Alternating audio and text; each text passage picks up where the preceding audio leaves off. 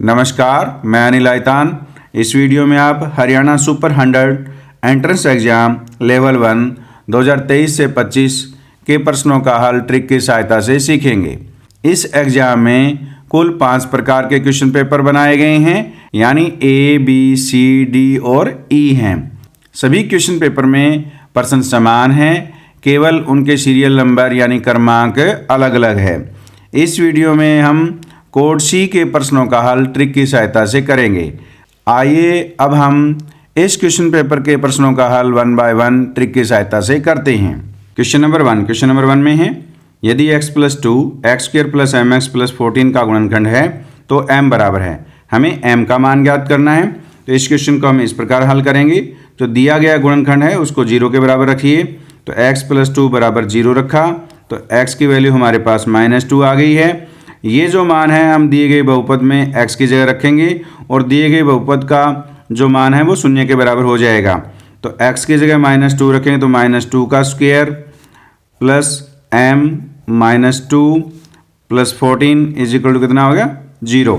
अब इसको सॉल्व करेंगे तो ये 4 आ गया, -2m प्लस 14 = 0, -2m 4 + 14 हमारे पास 18 हो गया = 0, -2m -18, तो m हमारे पास -18 डिवाइड बाई -2 हो गया।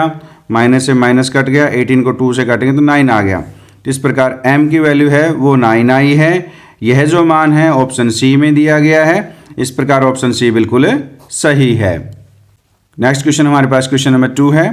कुछ कार्ड जिनको 6, 7, 8 to 15 संख्याओं में से एक के साथ चिन्हित एक बॉक्स में रखा जाता है और अच्छी तरह मिलाया जाता है।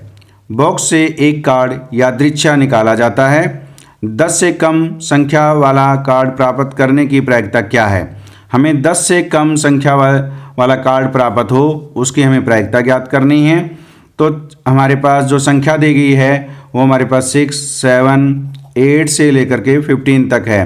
तो टोटल नंबर हमारे पास ये कितने हो जाएंगे? 10 हो जाएंगे। तो टोटल कार्ड हमारे पास 10 हैं। 10 से कम संख्या वाले कार्ड कितने हैं वो देखिए, वो हमारे पास 6, 7, 8, 9 है, यानी कुल हमारे पास 4 हैं।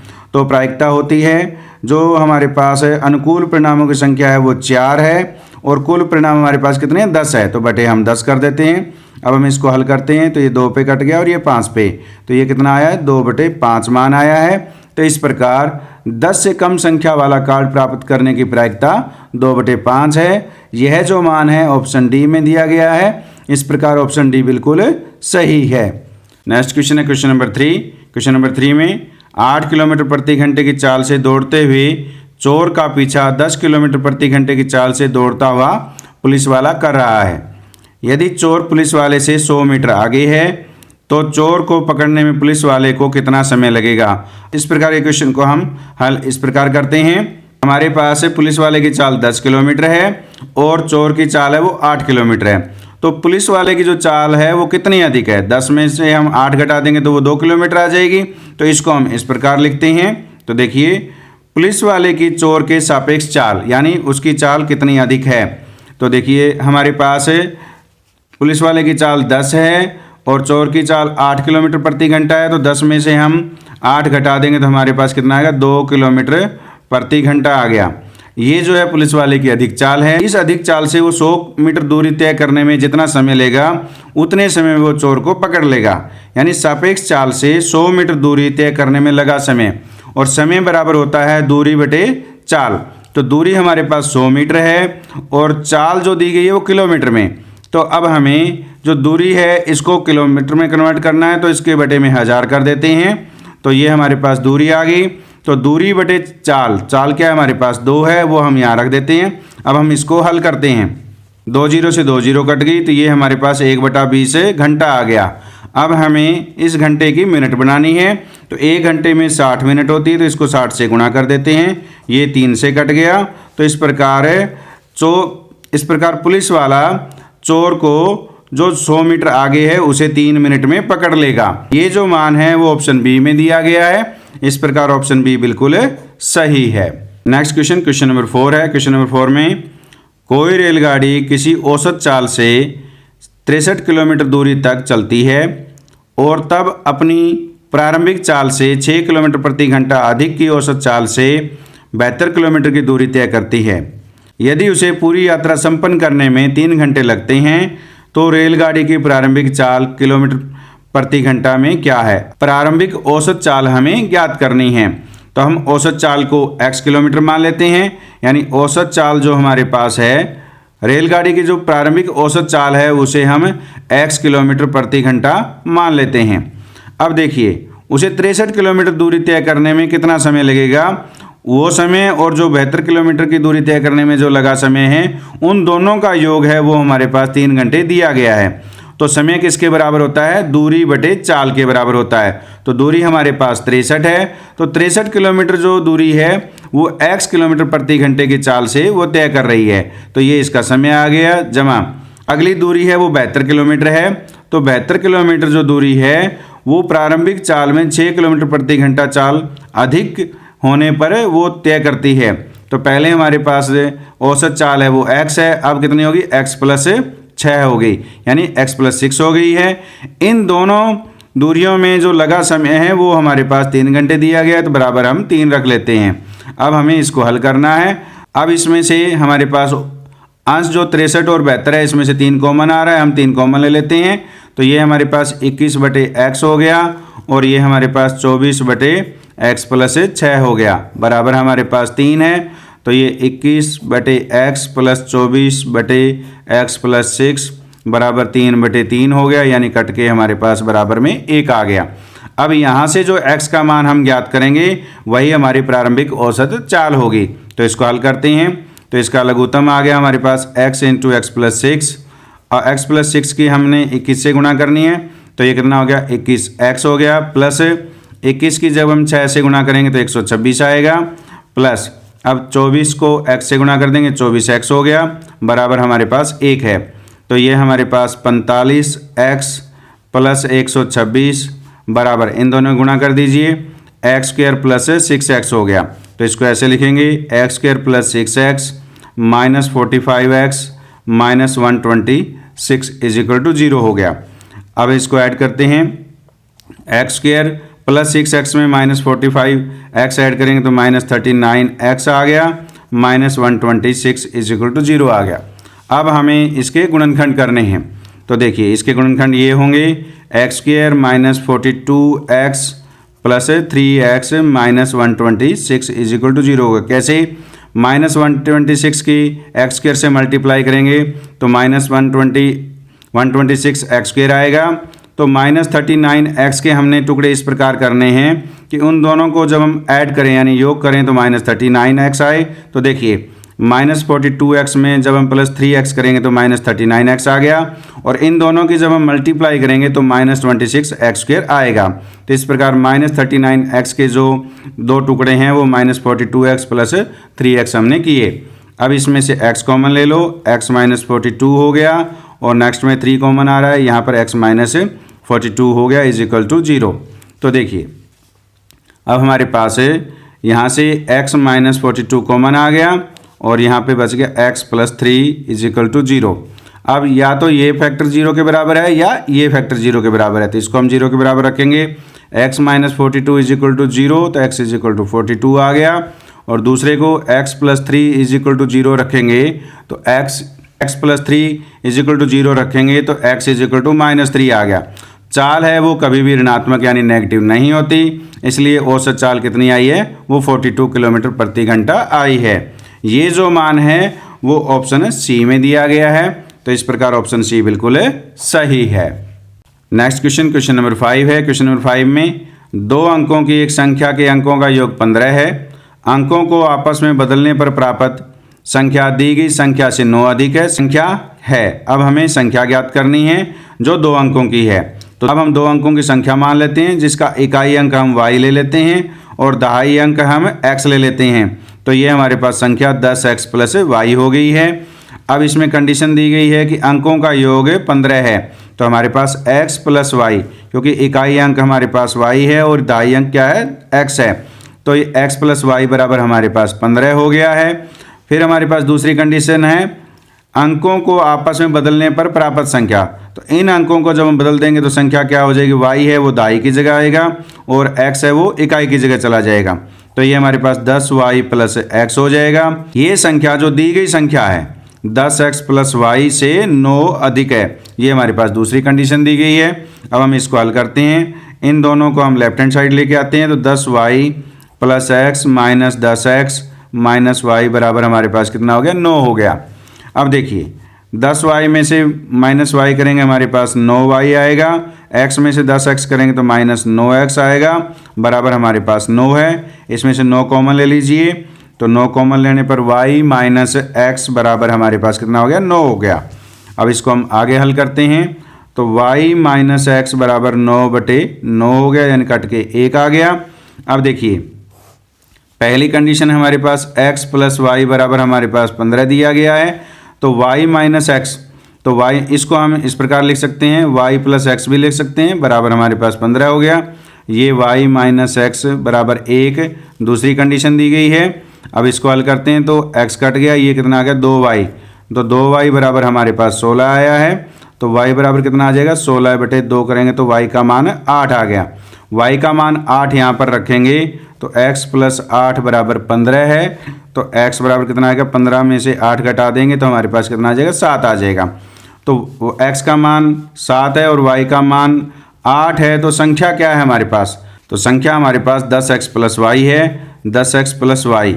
तो 10 x का मान हमारे पास कितना है 7, तो गुणा में 7 हो गया, और y का मान हमारे पास कितना है 8, ये हमने यहाँ पे निकाला है, तो 8 यहाँ रख दीजिए। 10 की 7 से गुणा करेंगे 70 में जो 8 जोड़ेंगे तो कितना आ गया, 78 आ गया।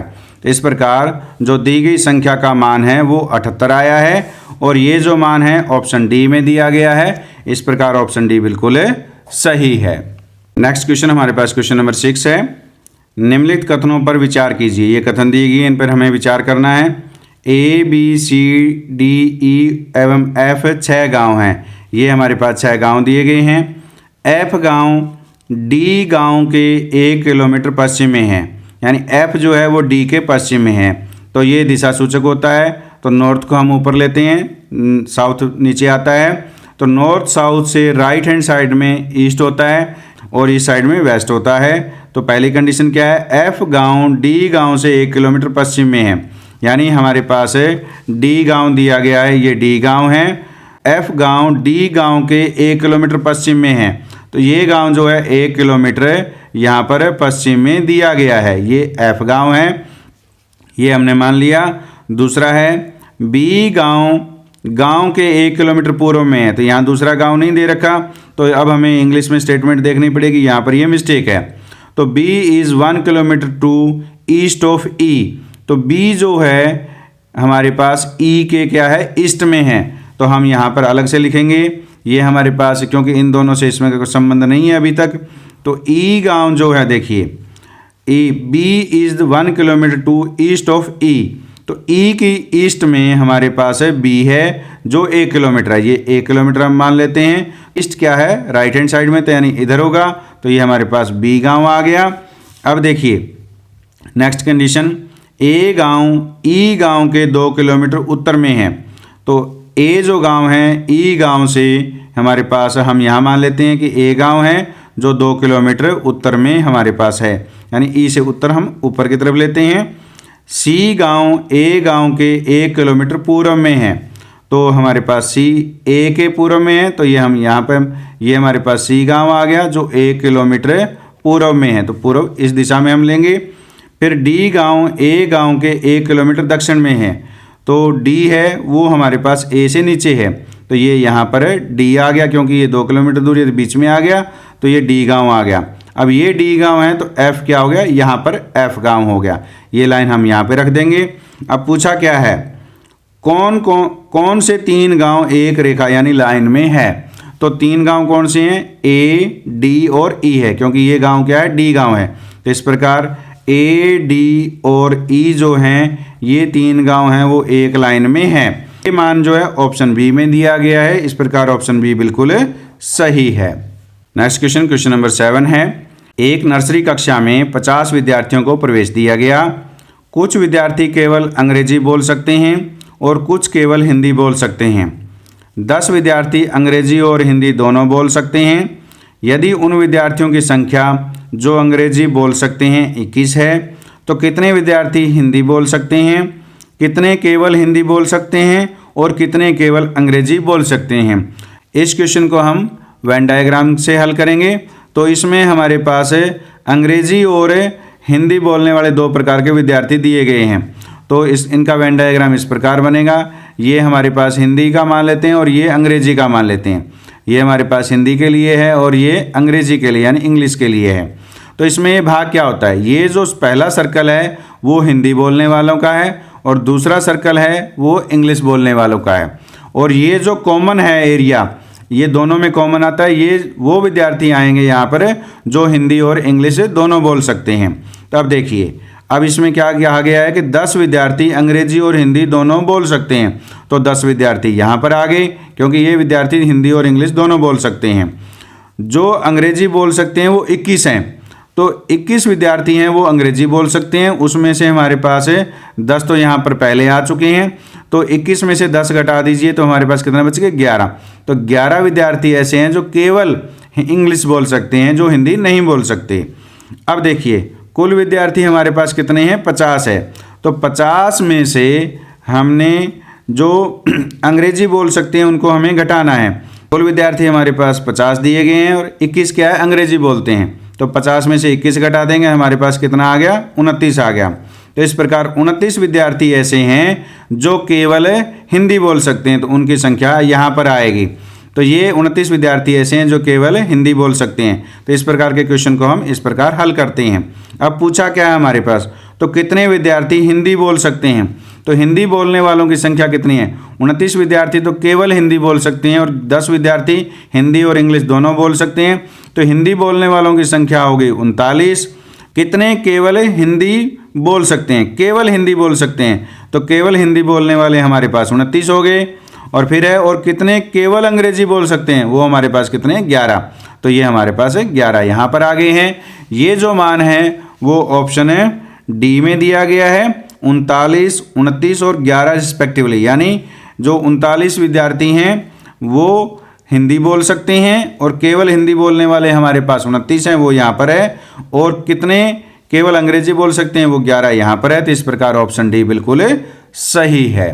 नेक्स्ट क्वेश्चन, क्वेश्चन नंबर 8 है। क्वेश्चन नंबर 8 में है, चतुर्भुज के कोण के माप हैं 40, 80 और 100 हैं। चौथे कोण का माप ज्ञात कीजिए। हमें चौथे कोण का माप ज्ञात करना है। तो उपरोक्त समस्या को हल करने में निम्नलिखित चरण शामिल हैं। अब हमें कौन से चरण कौन से चरण हमें शामिल करने हैं, उनका हमें क्रम व्यवस्थित करना है। उन्हें क्रमानुसार व्यवस्थित करें। तो ये 4 हमारे पास ऑप्शन दिए गए हैं। तो अब देखते हैं कौन ऑप्शन सबसे पहले आएगा। तो सबसे पहला है कि माना चौथे कोण की माप x है, इसको हम 1 नंबर पर मानेंगे।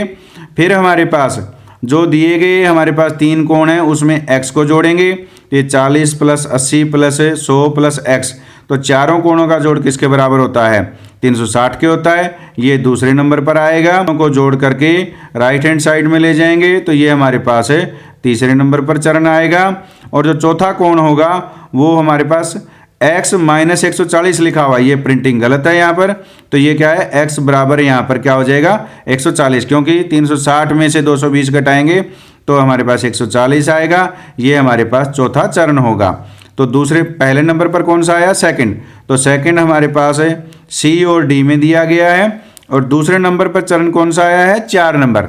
तो 4 नंबर हमारे पास D में दिया गया है। और इसके बाद तीसरे नंबर पर चरण आया पहला, ये पहला आ गया।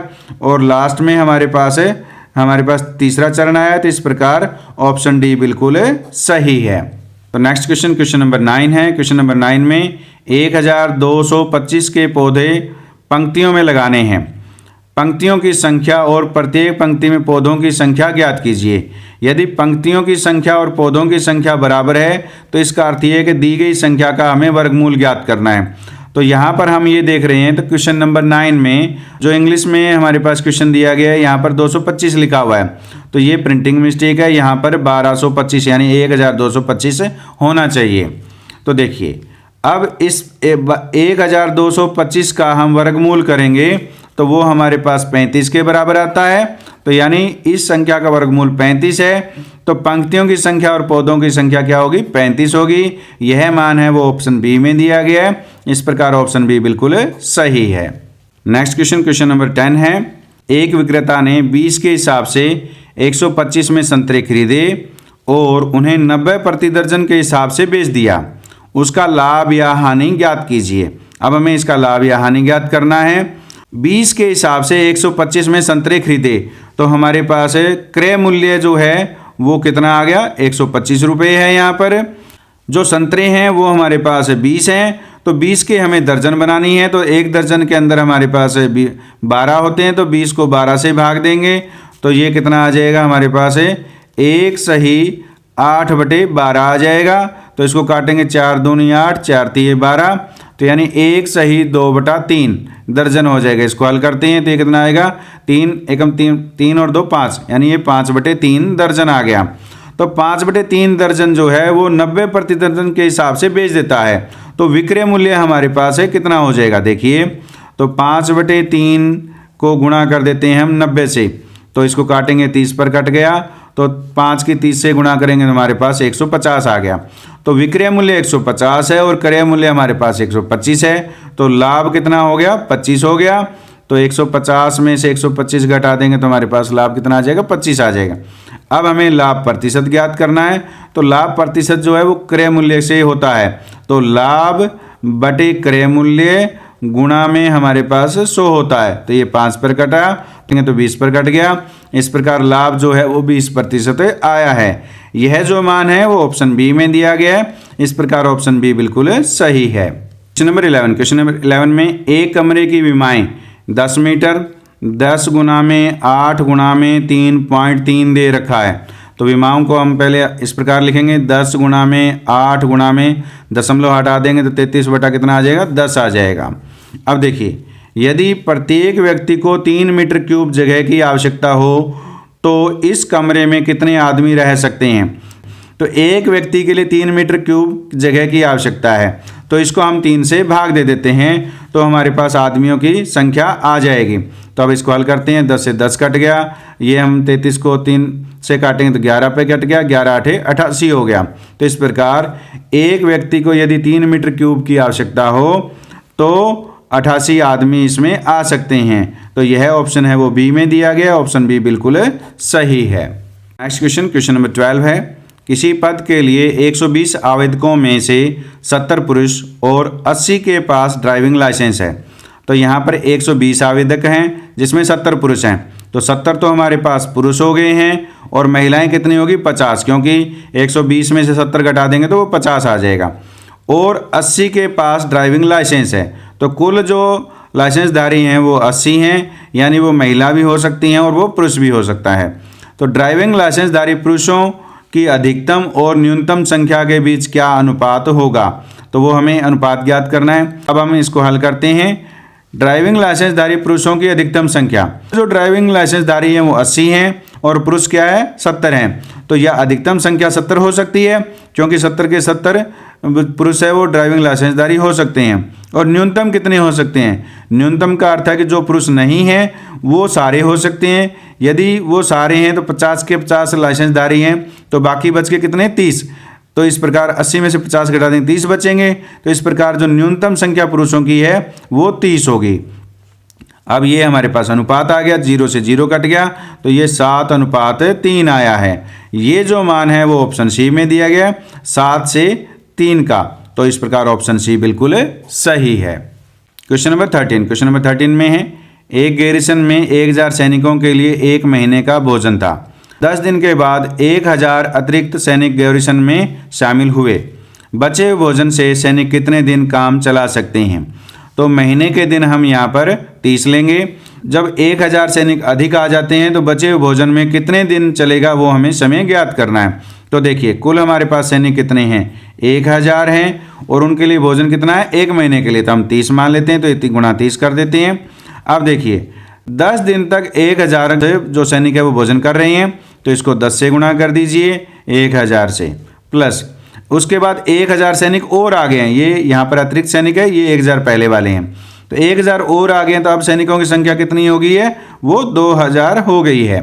अब हम मान लेते हैं कि 2000 सैनिकों के लिए x दिन भोजन चलता है, तो वो x हम यहाँ पर लिख देते हैं। तो इस प्रकार के क्वेश्चन को इस प्रकार हल करते हैं। इसको हल करते हैं तो 1000 गुणा में 30, ये 30 है यहाँ पर, बराबर 10 की 1000 से करेंगे तो ये 10,000 हो गया, प्लस ये 2000 x हो गया। तो 1000 की 30 से गुणा करेंगे 30,000, 30,000 में से 10,000 यहाँ पर घटा देंगे, बराबर हमारे पास कितना है, 2000 x है। तो 30,000 में से 10,000 घटाएंगे तो हमारे पास कितना आएगा, 20,000, ये 20,000 हो गया, बटे में हमारे पास कितना आएगा, 2000, तो 2000 इधर बटे में हो गया, बराबर कितना हो गया, x। तो इसको काटेंगे भाई 10 पर कट गया। इस प्रकार है जब 1000 अतिरिक्त सैनिक और आ जाएंगे 10 दिन बाद, तो केवल 10 दिन ही भोजन चलेगा। तो यह मान है ऑप्शन डी में दिया गया है। इस प्रकार ऑप्शन डी बिल्कुल सही है। क्वेश्चन नंबर 14 में है, अरुण की मोटरसाइकिल में टंकी भर पेट्रोल 10 दिन चलता है। यदि वह प्रतिदिन 25% अधिक उपयोग शुरू कर देता है तो टंकी भर पेट्रोल कितने दिन चलेगा। तो इस प्रकार के क्वेश्चन के लिए ट्रिक हमारे पास ये होती है, उपयोग अधिक हो गया या इनकम अधिक है तो उसकी आय कितनी कम हो जाएगी, यानी दो के संदर्भ में कंपैरिजन किया जाता है। तो इस प्रकार के क्वेश्चन के लिए ट्रिक ये है। तो इसको ऐसे हल करेंगे तो अधिक दिया गया है वो पहले लिखेंगे 25 बटे अधिक है तो 100 में अधिक प्रतिशत जोड़ दीजिए, तो 100 में 25 जोड़ेंगे तो 125 हो गया, और गुणा में कितना कर दीजिए, 100 कर दीजिए। तो अधिक होने पर कमी होती है तो इसका जो रिजल्ट आएगा वो कमी आएगी। और यहाँ पर अगर कम दे रखा है तो बटे में 100 में से वो कमी है वो घटा दीजिए। 125 को 25 से काटेंगे 5 पर कट गया, 5 से 100 काटेंगे तो 20 पर कट गया। तो यानी उसके जो दिन चलेंगे वो 20% कम दिन चलेंगे। तो 10 का 20% कितना होता है, 2 दिन होते हैं, तो 10 में 2 घटा दीजिए, कितना हो गया, 8। तो इस प्रकार यदि वो उपयोग 25% अधिक करता है तो वो पेट्रोल है वो 8 दिन चलेगा। तो 8 दिन है वो ऑप्शन डी में दिया गया है। इस प्रकार ऑप्शन डी बिल्कुल सही है। क्वेश्चन नंबर 15 है, एक चतुर्भुज के 3 कोण हैं 54, 80 और 116। चौथा कोण का माप ज्ञात कीजिए। तो चौथे कोण का माप ज्ञात करने के लिए तो चतुर्भुज के तीनों कोणों का योग 360 होता है, उसमें से इन तीनों कोणों का योग हम घटा देते हैं, तो जोड़ते हैं। 54 में 116 जोड़ेंगे तो हमारे पास 170 आ गया। 170 में 80 जोड़ेंगे तो हमारे पास कितना आ जाएगा, 250 आ जाएगा। 360 में 250 घटाने पर हमारे पास 110 डिग्री आएगा। तो इस प्रकार चौथे कोण का मान 110 है। यह मान ऑप्शन डी में दिया गया है। इस प्रकार ऑप्शन डी बिल्कुल सही है। नेक्स्ट क्वेश्चन नंबर 16 है, पास ऊंचाई का एक खंभा जमीन पर 10 मीटर लंबी छाया डालता है। अब यहाँ पर ऊंचाई नहीं दे रखी है, तो इसमें जो दिया गया है इसमें हम देखते हैं ए पोल ऑफ हाइट 14 मीटर। तो इस प्रकार इस खंबे की जो ऊंचाई है वो 14 मीटर दी गई। यहाँ पर ये प्रिंटिंग मिस्टेक है। इस क्वेश्चन पेपर में काफ़ी प्रिंटिंग मिस्टेक है, आपको ये ग्रेस मार्क्स मिलने चाहिए। तो यहाँ पर 14 मीटर यहाँ पर हम लिखेंगे, तो ऊंचाई कितनी आएगी, 14 मीटर। तो 14 मीटर ऊंचाई का एक खंभा जमीन पर 10 मीटर लंबी छाया डालता है। तो अब हम खंभा बना लेते हैं। ये 14 मीटर लंबा खंभा है जिसकी छाया 10 मीटर है। तो ये एक समकोण त्रिभुज बन गई। ये 10 मीटर है, ये 14 मीटर है। उसी समय एक टावर जमीन पर 70 मीटर लंबी छाया डालता है। तो अब हम ये टावर मान लेते हैं कि एक टावर ये है जो 70 मीटर लंबी छाया डालता है। ये न्यून कोण है वो बराबर होगा, क्योंकि एक ही समय की बात हो रही है। तो उसी समय एक टावर जमीन पर 70 मीटर लंबी छाया डालता है। तो मीनार की ऊंचाई ज्ञात कीजिए। यहाँ टावर लिख रहा है और यहाँ पर मीनार लिख रहा है। इस जो टावर यानी जो मीनार है इसकी ऊंचाई हम h मान लेते हैं। अब ये जो दो त्रिभुजें बने हैं, दोनों त्रिभुजें समरूप हैं। तो त्रिभुजें जब समरूप है, क्योंकि ये 90 डिग्री है, ये भी 90 डिग्री बराबर है, ये कोण इस कोण के बराबर है। तो इस प्रकार एंगल नियम से दोनों त्रिभुजें समरूप हो गई हैं। तो समरूप त्रिभुजों में जो संगत भुजाएं हैं वो समानुपाती होती हैं। इस नियम का प्रयोग करके हम h का मान ज्ञात करते हैं। तो 14/10 हमारे पास बराबर कितना हो जाएगा, h बटे हमारे पास 70 हो जाएगा। इसको हम लेफ्ट हैंड साइड ले जाते हैं। तो 14/10 गुणा में 70 हो गया, बराबर कितना हो गया, h हो गया। तो ये कट गया, तो 14 साथ कितना हो गया, 98। तो इस प्रकार टावर की जो ऊंचाई है वो 98 मीटर आई है। यह मान है वो ऑप्शन डी में दिया गया है। इस प्रकार ऑप्शन डी बिल्कुल सही है। नेक्स्ट क्वेश्चन, क्वेश्चन नंबर 17 है, यदि दो पूरक कोण 7:11 के अनुपात में हैं। पूरक कोण वो होते हैं जिन दो कोणों का योग 90 डिग्री हो। तो हम मान लेते हैं कि दो कोण है 7x जमा 11x है, क्योंकि अनुपात दिया गया हो तो इसमें हम x की गुणा कर देते हैं, तो बराबर इनका योग कितना हो गया, 90 हो गया। तो यहाँ पर पहले हम आगे क्वेश्चन को पढ़ने से पहले x का मान ज्ञात कर लेते हैं। तो 7x जमा 11x कितना हो गया, 18x बराबर 90 हो गया। तो x बराबर 90/18 कितना हो गया, ये काटेंगे तो 5 पे कट गया, तो x का मान है 5 आया है। तो बड़े कोण का संपूरक कोण ज्ञात कीजिए। यहाँ पर भी ये पूरक कोण दे रखा है, यहाँ पर इंग्लिश में ये सप्लीमेंट दे रखा है, यानी सप्लीमेंट्री एंगल दे रखा है। प्रकार ये भी यहाँ पर प्रिंटिंग मिस्टेक है। तो बड़े कोण का हमें संपूरक कोण ज्ञात करना है। तो बड़ा कोण कौन सा है, 11x है। पहले हम बड़े कोण का मान ज्ञात करते हैं। तो 11 को 5 से गुणा करेंगे तो ये हमारे पास 55 डिग्री आ गया। तो संपूरक कोण वो होते हैं जिन दो कोणों का योग 180 डिग्री होता है। तो 180 डिग्री में से हम 55 डिग्री घटा देंगे तो वो हमारे पास 125 डिग्री आएगा। तो इस प्रकार यह जो मान है वो ऑप्शन सी में दिया गया है। तो इस प्रकार ऑप्शन सी बिल्कुल सही है। नेक्स्ट क्वेश्चन 18 है। 18 क्वेश्चन में एक समांतर चतुर्भुज और एक समचतुर्भुज क्षेत्रफल में बराबर हैं, यानी इन समांतर चतुर्भुज और समचतुर्भुज का क्षेत्रफल बराबर दिया गया है। समचतुर्भुज के विकर्णों की माप 120 मीटर और 44 मीटर है। तो समचतुर्भुज का क्षेत्रफल जब विकर्ण दिए गए हों तो उसका सूत्र होता है 1/2 पहला विकर्ण गुणा में दूसरा विकर्ण। तो पहला विकर्ण कितना है, 120 है, और दूसरा कितना हो गया, 44। तो ये हमारे पास समचतुर्भुज का क्षेत्रफल आ गया, और क्षेत्रफल बराबर है तो समांतर चतुर्भुज का इसके क्षेत्रफल के बराबर होगा। तो यदि समांतर चतुर्भुज की एक भुजा का माप 66 दिया गया तो इसका संगत शीर्षलंब ज्ञात कीजिए। अब हमें संगत शीर्षलंब ज्ञात करना है। तो समांतर चतुर्भुज का जो क्षेत्रफल का सूत्र होता है आधार गुणा संगत ऊंचाई होती है, तो वो हम h मान लेते हैं। अब इसको आगे हल करके हम h का मान है ज्ञात करते हैं। तो 2 से 120 को काटेंगे, ये 60 पे कट गया। तो 60 गुणा में 44, ये 66 इधर आ जाएगा। 66 बराबर हमारे पास h हो गया। 11 छिके 66, 11 चौके 44, 6 से काटा 10 पर कट गया। तो h बराबर हमारे पास कितना आ गया, 40 आ गया। यानी जो संगत शीर्षलंब की ऊंचाई 40 मीटर आई है। यह जो मान है वो ऑप्शन ए में दिया गया है। इस प्रकार ऑप्शन ए बिल्कुल सही है। नेक्स्ट क्वेश्चन हमारे पास क्वेश्चन नंबर 19 है। किसी पंक्ति में ए बाईं ओर से 11वें स्थान पर है और बी दाहिनी ओर से 10वें स्थान पर है। यदि ए और बी आपस में स्थान बदल लें तो ए बाईं ओर से 18वें स्थान पर हो जाता है। पंक्ति में ए और बी के अलावा कितने व्यक्ति हैं। इस क्वेश्चन का हल हम इस प्रकार करेंगे। ए बाईं ओर से 11वें स्थान पर है, तो बायां ये साइड होती है, तो ये बाएं से 11वें स्थान पर है। बी दाहिनी ओर से 10वें स्थान पर है। बी जो है वो दाहिनी ओर से 10वें स्थान पर है, तो ये स्थान है वो 11वां है और ये 10वां है। यदि ए और बी आपस में स्थान बदल लें तो ए बाईं ओर से 18वां हो जाता है। यानी अब ए जो है वो अगर यहाँ पर आता है, ये किसका है, ए का स्थान है और ये बी का है। अगर स्थान बदलेंगे तो ए बी की जगह आ जाएगा, यानी यहाँ पर आ जाएगा ए। अब उसका स्थान है वो 18वां हो गया। तो अब इन दोनों के बीच में कुल कितने व्यक्ति हैं उनको किस प्रकार ज्ञात करेंगे। 18 में से हम 11 घटा देते हैं। 18 में से 11 घटाया और एक और घटाना होता है। तो देखिए 18 में से हमने 12 घटाया तो बराबर कितना आ गया, 6। ए और बी के बीच में हमारे पास कुल 6 हैं, तो ये हमारे पास 6 व्यक्ति यहाँ पर आ गए। तो इससे हम ये ज्ञात कर सकते हैं कि इसमें कुल कितने व्यक्ति हैं। तो देखिए पूछा है पंक्ति में ए और बी के अलावा कितने व्यक्ति हैं। पहले हम टोटल ज्ञात कर लेते हैं।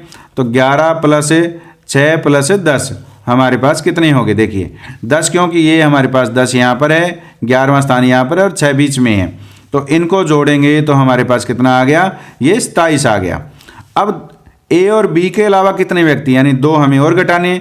तो 27 में से जब हम 2 घटा देंगे तो कितना आ जाएगा, 25 आ गया। तो इस प्रकार यह जो मान है वो ऑप्शन सी में दिया गया है। इस प्रकार ऑप्शन सी बिल्कुल सही है। Question number 20। क्वेश्चन नंबर 20 में दिया गया है, ताश के 52 पत्तों के गड्डी में से लाल रानी और काला जैक निकाला जाता है। तो 52 पत्तों की ताश में लाल रानी के पत्ते 2 होते हैं और काले जैक भी 2 होते हैं। तो 52 में से कुल कितने निकल गए, 4। तो कितने हो गए, 48। तो अब हमारे पास जो शेष पत्ते हैं उनकी संख्या 48 रह गई है। शेष कार्डों में फेरबदल करने के बाद यादृच्छिक रूप से एक कार्ड निकाला जाता है, यानी जो शेष पत्ते हमारे पास रह गए हैं इनमें से एक पत्ता हमें निकालना है। प्रायिकता ज्ञात कीजिए कि निकाला गया पत्ता एक मुख वाला पत्ता है, यानी एक फेस कार्ड है। तो कुल जो फेस कार्ड हैं वो हमारे पास 12 होते हैं, और ये जो 4 पत्ते निकाले हैं, लाल रानी और काले रंग का जैक, ये भी तो फेस कार्ड हैं।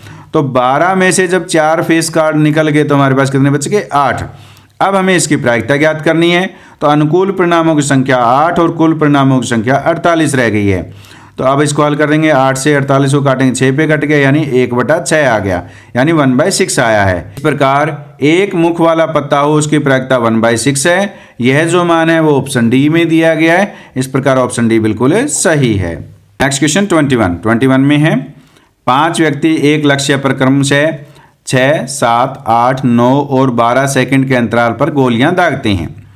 1 घंटे में वे लक्ष्य पर एक साथ कितनी बार गोलियां दागेंगे? उसके लिए हमें 6, 7, 8, 9 और 12 का एलसीएम ज्ञात करना पड़ेगा। तो इनका जब हम एलसीएम ज्ञात करेंगे तो वो हमारे पास 504 आएगा। एलसीएम आप इनका ज्ञात कर सकते हैं। जब आप एलसीएम ज्ञात करेंगे तो वो मान 504 आएगा। 1 घंटे में वो लक्ष्य में एक साथ कितनी बार गोलियां दागेंगे, यह मान ज्ञात करना है। तो 1 घंटे में जो सेकंड होती है वो 3600 होती है, यानी 3600 होती है। तो 3600 को जब हम 504 से भाग देंगे, जब हम 3600 को 504 से भाग देंगे तो जो हमारे पास भागफल आएगा वही हमारे पास कितनी बार गोलियां दागेंगे उनकी संख्या होगी। तो अब हम इसको 7 से गुना करें। तो देखिए 7 से गुना करेंगे तो हमारे पास 7 चौके 28 और 7 पंजे 35, तो यानी 3528 आएगा। तो ये 3600 से कम है, यानी जो पूर्णांक है वो 7 आएगा। तो इस प्रकार 7 बार जो है वो गोलियां एक साथ दागेंगे। तो यह मान जो है वो ऑप्शन बी में दिया गया है। तो इस प्रकार ऑप्शन बी बिल्कुल सही है। तो नेक्स्ट क्वेश्चन 22 है, एक माली अपने आयताकार बगीचे की लंबाई में 40% की वृद्धि तथा चौड़ाई में 20% की कमी करते हुए बगीचे के क्षेत्रफल में वृद्धि करता है। तो नए बगीचे का क्षेत्रफल है। अब हमें नए बगीचे का क्षेत्रफल ज्ञात करना है। तो अब हम इसको इस प्रकार हल करेंगे। यदि वो लंबाई में 40% वृद्धि करता है तो हम लंबाई मान लेते हैं x थी। तो x में 40% की वृद्धि की तो हमारे पास कितना हो जाएगा? 140x उसकी लंबाई, 140x बटे 100 उसकी नई लंबाई हो गई है। और 20% की कमी करता है तो हम मान लेते हैं कि पहले जो हमारे पास चौड़ाई थी वो y थी, तो 20% की कमी करेंगे, 100 में 20 घटा देंगे तो 80 आ गया, यानी 80y बटे 100 हो गया। तो ये हमारे पास नई लंबाई और नई चौड़ाई आ गई है। अब इसको हल करते हैं। 0 से 0 कट गया, ये 0 से 0 कट गया। तो देखिए 14 के 8 से गुणा करेंगे तो 112 बटे 100 xy आया है। तो पहले हमारे पास लंबाई x और y थी, लंबाई x और चौड़ाई y थी, तो क्षेत्रफल हमारे पास पहले वाला xy था। तो अब जो नया क्षेत्रफल आया वो 112 बटे 100 आया है। तो इस प्रकार अब इसके क्षेत्रफल में कितनी वृद्धि हुई? 100 से ज़्यादा कितनी वृद्धि हुई? 12, यानी क्योंकि 112 है ना, ये 112 में 100 घटा दीजिए, यानी 12% इसमें वृद्धि हुई। तो इस प्रकार जो नए बगीचे का क्षेत्रफल है वो 12% बढ़ जाता है। तो इस प्रकार ऑप्शन बी बिल्कुल सही है। नेक्स्ट क्वेश्चन 23 में है, एक एपी एक धनात्मक भिन्न से प्रारंभ होता है और प्रत्येक एकांतर पद एक पूर्णांक है। यदि पहले 11 पदों का योग 33 है तो चौथा पद ज्ञात कीजिए। हमें चौथा पद ज्ञात करना है। तो हमारे पास पहला पद जो है वो एक धनात्मक भिन्न दी गई है, और प्रत्येक एकांतर पद का अर्थ है कि उससे आगे वाला पद एक पूर्णांक हो जाता है। तो एक पूर्णांक तब होगा जब पहला पद 1/2 हो, यानी a बराबर 1/2 हो और d का मान भी 1/2 हो। तो 1/2 में 1/2 जोड़ेंगे तो हमारे पास जो दूसरा पद है वो 1 आ जाएगा। तो ये एक पूर्णांक है। इस प्रकार a का मान हम 1/2 लेते हैं और d का मान 1/2 लेते हैं, और पदों की संख्या 11 दे रखी है। तो इसमें हम योग 33 ज्ञात करके देखते हैं कि a बराबर 1/2 और d बराबर 1/2 लेने पर योग 11 पदों का योग 33 आता है या नहीं। यदि आता है तो ये हमारा जो हमने प्रेडिक्शन की है वो बिल्कुल सही होगी। तो पदों का योग निकालने का सूत्र होता है n/2। तो n कितना है? 11 बटे 2, 2a की वैल्यू हमने 1/2 ली है, प्लस n-1। तो n हमारे पास 11 है, तो 11 में से 1 घटा देंगे 10, गुणा में d हमारे पास 1/2 है। तो 2 से 2 कट गया, ये 10 को 2 से काटेंगे 5 पर कट गया। तो 11/2, 1 जमा 5 कितना आ गया 6। तो 6 को 2 से काटेंगे 3 पर कट गया, तो 11 3 33 आ गया। तो इस प्रकार हमने जो प्रेडिक्शन की कि पहला पद 1/2 और डी जो है यानी सारावंतर 1/2 होना चाहिए, तो ये हमारी प्रेडिक्शन बिल्कुल सही है। यानी इस ट्रिक से हमने इसको यहाँ तक ए और डी का मान ज्ञात कर लिया। अब हमें चौथा पद ज्ञात करना है, तो चौथा पद A4 होता है, यानी A + 3D होता है। तो A का मान हमारे पास 1/2 है और D का मान 3 × 1/2 कर देंगे, क्योंकि D का मान हमने 1/2 लिया है। तो 1/2 + 3/2 हो गया। इसका 2 एलसीएम, 1 + 3 हमारे पास 4/2 काटेंगे तो हमारे पास 2 आ गया। तो चौथे पद का मान 2 आया है। यह मान ऑप्शन सी में दिया गया है। इस प्रकार ऑप्शन सी बिल्कुल सही है। तो क्वेश्चन नंबर 24 में है, एक मेज पर लाल, हरे और पीले रंग की कुछ गेंदें रखी हुई हैं। जितनी पीली गेंदें हैं उतनी ही लाल गेंदें हैं।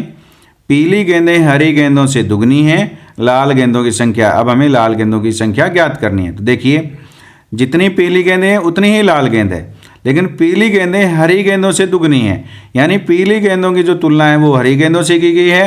तो हम मान लेते हैं कि हरी जो गेंदें हैं वो हमारे पास x है। अब देखिए, तो पीली गेंदें कितनी हो जाएगी, तो पीली गेंदें हैं वो हरी गेंदों से दुगनी है, तो वो हमारे पास 2x होगी। अब हमारे पास जितनी पीली गेंदें हैं उतनी लाल गेंद है, तो लाल गेंद हमारे पास कितनी हो जाएगी, ये भी 2x हो जाएगी। अब हमें लाल गेंदों की संख्या बतानी है, तो ऑप्शन ए में दिया गया है पीली और हरी गेंदों के जोड़ के जितनी है। तो लाल गेंदें जो है पीली और हरी जोड़ के बराबर नहीं है, क्योंकि इन दोनों को जोड़ेंगे तो 3x आएगा, लेकिन यहाँ पर क्या है 2x है।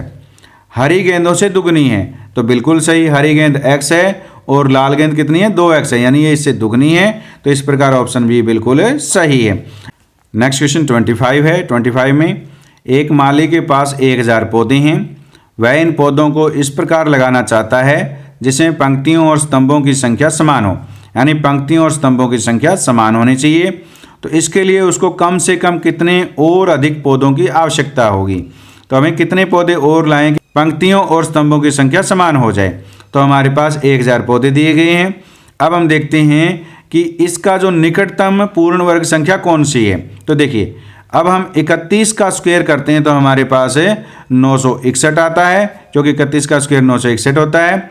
और 32 का जब हम स्क्वायर करें इससे आगे, क्योंकि ये 1000 से कम है, 32 का स्क्वायर देखते हैं, तो 32 का स्क्वायर 1024 होता है। तो इस प्रकार 1000 के बाद निकटतम संख्या 1024 है, जो एक पूर्ण वर्ग संख्या है। इस प्रकार 1024 में से 1000 घटा देंगे तो पौधे कितने बच जाएंगे 24। तो इस प्रकार 24 पौधे और होंगे तो पंक्तियों और स्तंभों की संख्या समान होगी। यह मान ऑप्शन बी में दिया गया है। तो इस प्रकार ऑप्शन बी बिल्कुल सही है। Next question, question number 26। एक दुर्लभ सिक्कों के ढेर में प्रति 3 स्वर्ण सिक्कों पर एक स्वर्ण सिक्का है। तो स्वर्ण सिक्के 3 हैं और एक क्या है स्वर्ण सिक्का, ये अनुपात दिया गया है।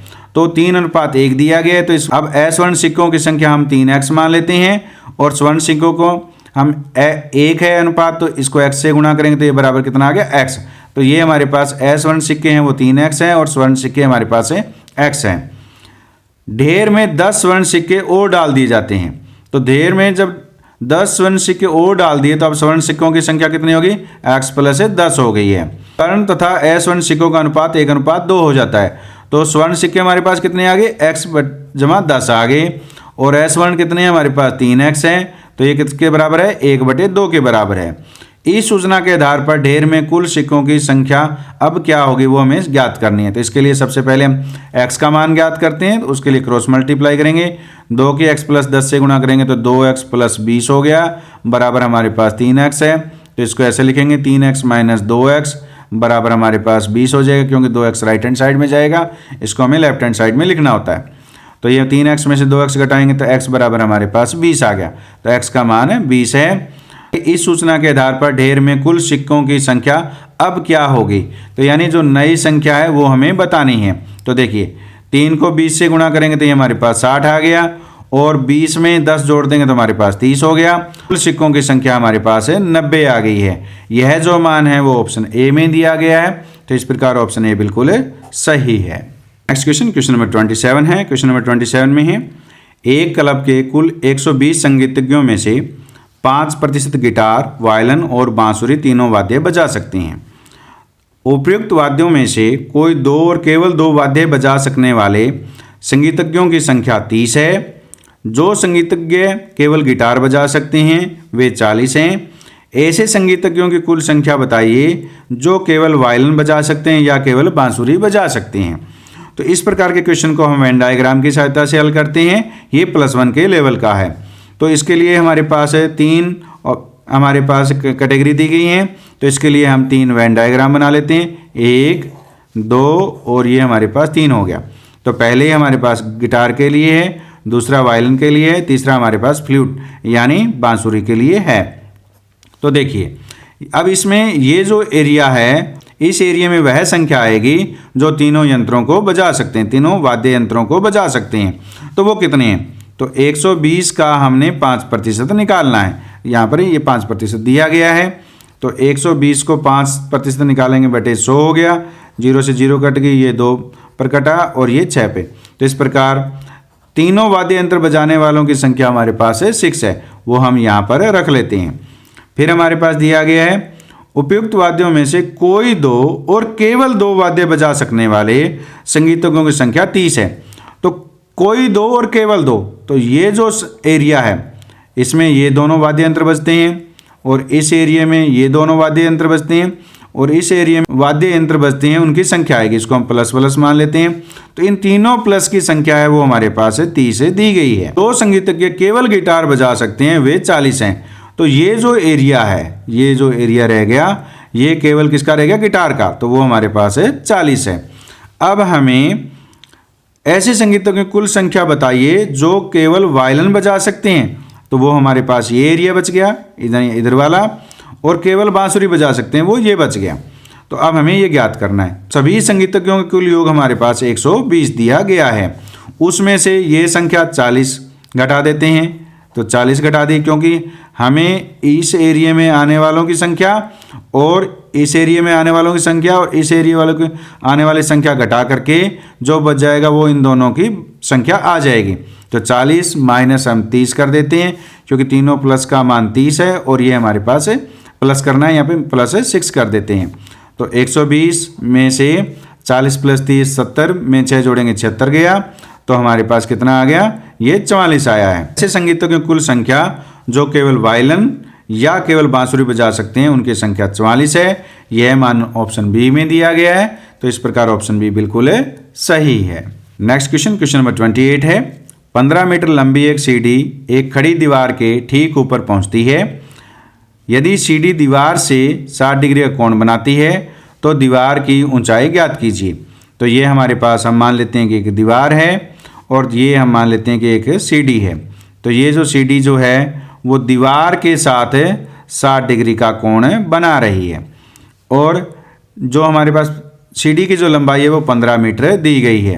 अब इसको हम यहाँ पे 15 मीटर लिख लेते हैं।